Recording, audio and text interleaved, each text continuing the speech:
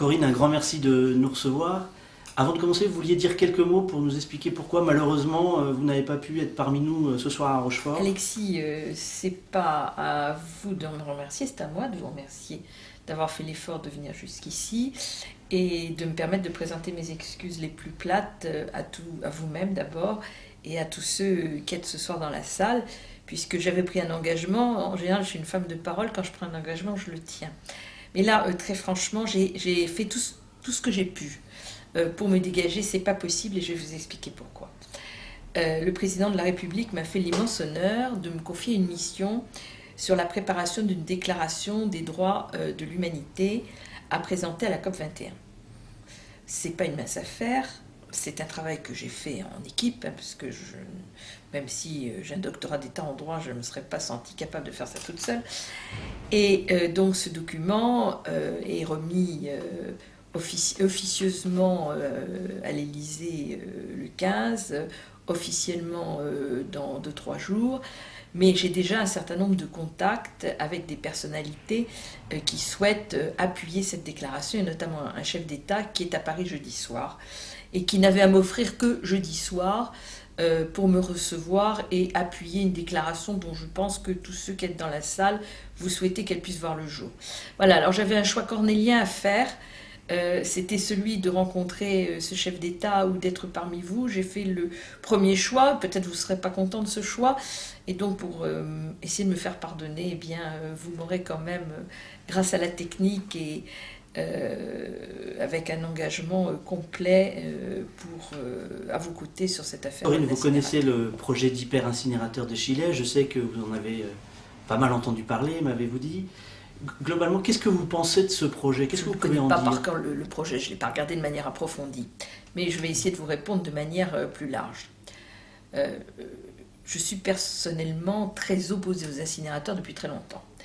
J'avais du reste, avec mon ami Danny Dittmann, qui est maire de Mansbach, lancé il y a pas loin de 10 ans maintenant, une campagne qui était non aux incinérateurs. Pourquoi ?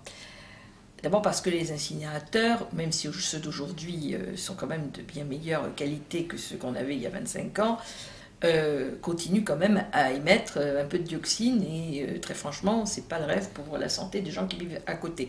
Et plus l'incinérateur gros, et plus il y en a. Et puis deuxièmement, parce que dans un monde où on prône l'économie circulaire, où on prône l'économie de fonctionnalité, où on considère que tout déchet est une matière première secondaire, qu'il faut réutiliser, recycler, la construction d'un incinérateur m'apparaît comme totalement incongrue, d'un autre temps, pour dire les choses très simplement. Alors que sur des déchets ultimes dont on ne sait vraiment pas quoi faire, on considère que peut-être les brûler pour sortir de l'énergie est la solution. J'en sais rien, peut-être, mais en tout cas certainement pas pour avoir un très gros incinérateur qui va nécessiter bien entendu d'être approvisionné. C'est toujours la même histoire. Et à partir du moment où vous avez des besoins d'approvisionnement, eh bien vous pouvez mettre en face tous les circuits que vous voulez de recyclage, de réutilisation. Ça ne sert strictement à rien. Donc c'est absurde. Autrement dit, on perd 2 fois. Puis je rajouterai une 3e fois, c'est quand même le coût. C'est les contribuables et les usagers qui payent ce genre de plaisanterie. Je crois que vous avez une petite illustration à Angers de la manière dont ça pouvait se passer. Donc voilà, je crois que c'est franchement une très très mauvaise idée. Et ce que je dis est vrai pour cet incinérateur parce qu'il est massif. Mais donc ça, Corinne, effectivement, pour l'incinération, votre réponse est très claire. Et qu'est-ce que vous pensez du tri mécano-biologique? Alors, sur le papier, je dirais que le tri mécano-biologique paraît une solution qui est quand même moins mauvaise. Mais il n'empêche que dans la logique de l'économie circulaire, c'est pas encore ce que l'on peut souhaiter. Et on connaît d'autres procédés qui aujourd'hui se développent et qui permettent d'avoir un système extrêmement fin de tri permettant précisément la réutilisation et non pas le traitement biologique derrière. Donc voilà, je dirais que c'est globalement la conception même que l'on se fait du déchet. La sortie du statut de déchet, c'est une réalité et ça doit devenir une réalité pour chacun d'entre nous. D'abord, je dirais pour des raisons environnementales, mais aujourd'hui pour des raisons économiques, parce que nous allons avoir besoin de plus en plus de matières premières secondaires ou recyclées, et pour des raisons financières, c'est que évidemment il y a un avantage économique. Alors il y a un autre aspect de cet incinérateur qui a beaucoup choqué les gens, c'est qu'il est porté depuis des années par des élus d'un syndicat intercommunautaire. Donc des élus qui sont eux-mêmes issus des communautés de communes et qui ont envoyé des élus auprès du syndicat intercommunautaire du littoral. Et globalement, ce projet, pendant des années, a été porté dans le plus grand secret et on l'a découvert finalement un peu par hasard. Voilà, la question que je voulais vous poser, c'est qu'est-ce que vous pensez de ce genre finalement de fonctionnement démocratique? Est-ce que ce grand type de projet, je pense à d'autres, Notre-Dame-des-Landes, Sivins, etc., est-ce que ce grand type de projet, selon vous, sont présentés à la population de façon suffisamment démocratique? Cher Alexis, je dirais que poser la question, c'est répondre. C'est, à mon avis, l'exemple même d'un fonctionnement démocratique, entre guillemets démocratique, totalement dépassé. Aujourd'hui, on se rend bien compte, d'abord parce qu'il y a une rareté des fonds publics, deuxièmement parce que l'expertise est quelque chose qui est de plus en plus partagé, que certes il y a les expertises techniques d'un pays d'ingénieurs comme la France, mais il y a aussi, je dirais, tout ce que l'on appelle aujourd'hui l'expertise profane, c'est-à-dire des gens qui connaissent le pays, qui connaissent le terrain, qui connaissent les comportements, qui connaissent les habitudes, et qui sont absolument indispensables pour pouvoir convenablement monter des projets. Et donc, on a besoin d'un système de prise de décision radicalement différent, dans lesquels non seulement on demande leur avis aux gens très en amont, mais on leur fait la confiance de penser qu'ils sont peut-être aussi en capacité de proposer des projets. Je voudrais renvoyer à cet égard à des procédures qui existent dans l'Italie du Nord aujourd'hui et qui permettent à des habitants, à partir d'un certain nombre, de pouvoir présenter un projet. Ensuite, le projet est évalué et s'il est considéré comme intéressant, il est expertisé. Et ensuite, on décide ou non de le suivre. Et sur soixantaine ou 70 projets qui ont été présentés par des habitants, il y en a 40 qui ont été mis en œuvre. Et à partir du moment où c'est porté par les habitants, il est bien évident qu'il n'y a plus du tout de problème d'acceptabilité, que l'on est dans le pragmatisme, qu'on est généralement dans un rapport coût-avantage beaucoup plus favorable, parce que les gens payent les installations, donc ils sont très soucieux des deniers qui sont les leurs. Et c'est une manière de faire des projets qui est beaucoup mieux adaptée aux besoins. Alors, je ne disconviens pas que d'élire des gens, c'est pour qu'ils prennent des décisions, sauf que le fait d'être élu ne vous donne pas un blanc-seing de faire n'importe quoi, n'importe comment, et derrière le dos de ceux qui vous ont élus.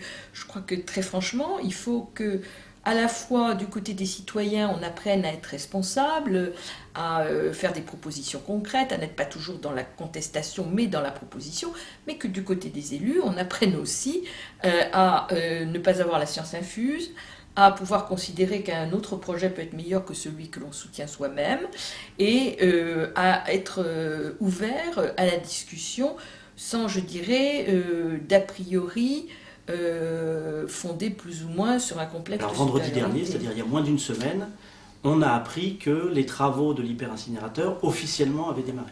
Alors j'avais une question, finalement c'est la question aujourd'hui qui est brûlante sur le pays rochefortais, et là je m'adresse pas seulement à l'ancienne ministre de l'Environnement, je m'adresse aussi à l'avocate spécialiste en droit de l'environnement.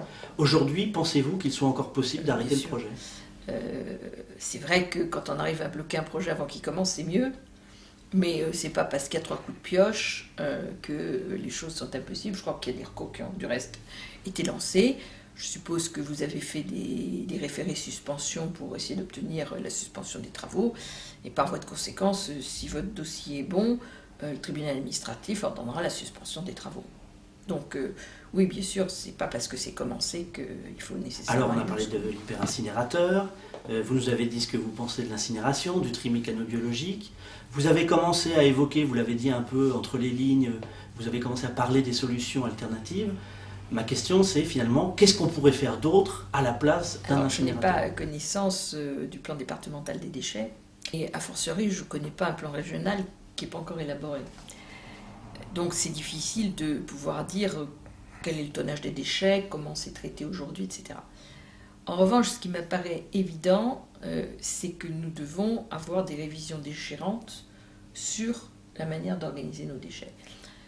En France, nous avons la chance d'avoir 2 majors mondiales du domaine de l'eau et de l'assainissement. Et donc, nous avons été un magnifique laboratoire d'incinérateurs et de centres de stockage de déchets pour montrer au monde entier comment c'était bien de faire de l'incinération et du stockage de déchets. Bon, sauf que c'était peut-être bien au XXe siècle, quoique ça l'est certainement pas au XXIe. Donc il faut sortir de cette logique-là pour aller vers des logiques de réutilisation, d'abord de tri assez fin, parce que nous savons tous par exemple que ce qui est organique ne devrait pas être dans une poubelle, très clairement. Ensuite, de recherche systématique de tout ce qui est métaux et matières premières, parce qu'on en a un besoin absolument urgent. De réutilisation du papier, bien sûr, puisque c'est que la France importe beaucoup du papier recyclé que nous utilisons chez nous. Le verre, ça c'est déjà fait, la filière marche assez bien. Les plastiques, où là aussi il y a des filières de réutilisation. Donc quand vous décomposez la poubelle, la vôtre et la mienne, hein, on se rend compte que ce qui devrait être dans la poubelle, c'est pas grand-chose.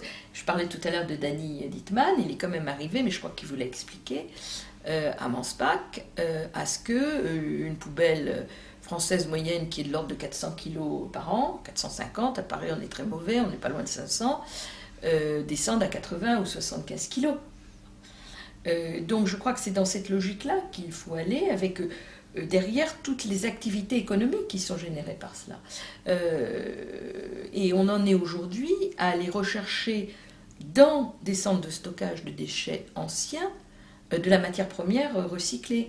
J'ai visité il y a quelques années une très grosse entreprise, je crois que c'était du côté de Forbach, qui fabriquait des grues. Et ils avaient inventé une grue spécifique qui allait chercher dans les centres de stockage les métaux ferreux et non ferreux pour la réutilisation. Bon, c'est quand même mieux de trier avant et de récupérer avant. Donc, qu'est-ce qu'il faut faire? Trouver des solutions intermédiaires, parce qu'on ne va pas, en attendant d'avoir tout cela, des stocks, avoir de nouveau des stocks de déchets en plein air. Donc, prévoir une période de transition, mais enfin, il y a déjà un certain nombre d'installations qui existent, et très vite mettre en place toutes ces filières pour laquelle vous avez des quantités de professionnels qui ne demanderaient pas mieux que de s'en occuper. Voilà ce que je voulais vous dire. J'espère que par caméra interposée, ce propos n'aura pas été trop long pour vous, les auditeurs. Encore une fois, mes plus plates excuses, mais Alexis sera bien sûr là et animera une soirée dont je ne doute pas qu'elle se passe dans d'excellentes conditions. En tout cas, vous avez tout mon soutien. Est-il nécessaire de vous le redire? Très bonne soirée.